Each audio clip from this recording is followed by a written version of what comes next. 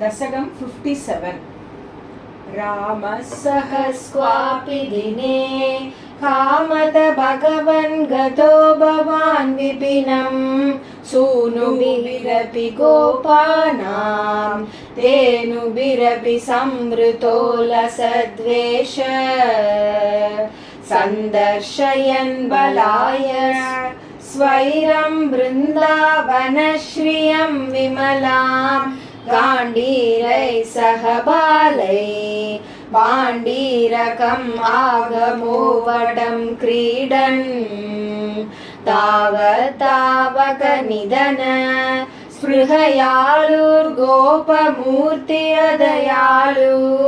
दैत्यः प्रलम्बनामा प्रलम्बबाहुं भवन्तमापेदे जानन्नप्यविजानन्निव तेन समं निबद्धसौहार्द वटनिकटे पटुपशुप व्याबद्धं द्वन्द्वयुक्तमारब्धा गोपन् विभज्य धन्वन् सङ्गं बलभद्रकं भवत्कमपि त्वद्बलभीरुं दैत्यं त्वद्बलगतम् अन्वमन्यता भगवन् कल्पितविजेन्द्रुवहने समरे परयूदगं स्वदयिततरं श्रीदामानमदत्ता पराजितो भक्तदासतां प्रदयन् एवं बहुषु विभूमन् बालेषु वहत्सु बाह्यमानेषु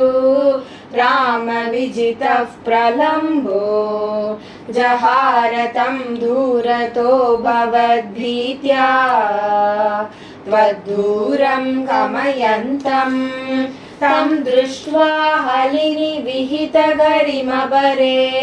दैत्यस्वरूपमागात् यद्रूपात् स हि बालोऽभिसखितोऽभूत् उच्चदया दैत्यधनोद्वन्मुखम् आलोक्य दूरतो राम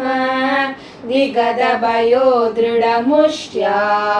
वृषदुष्टं सपतिभिष्टवान्येनं हत्वा दानववीरं प्राप्तं बलमालिलिङ्गितप्रेम्णा तावन्मिलधोर्युवयो शिरसि कृता पुष्पवृष्टि अमरगणैः सर्वत्र गोविन्द नाम संकीर्तनं गोविन्द गोविन्द आलम्बो भुवनानां प्रालम्बं निधनमेव मारसयन्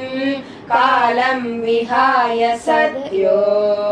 लोलं वरुचे हरे हरे क्लेशान् सर्वत्र गोविन्द नाम संकीर्तनं गोविन्द गोविन्द।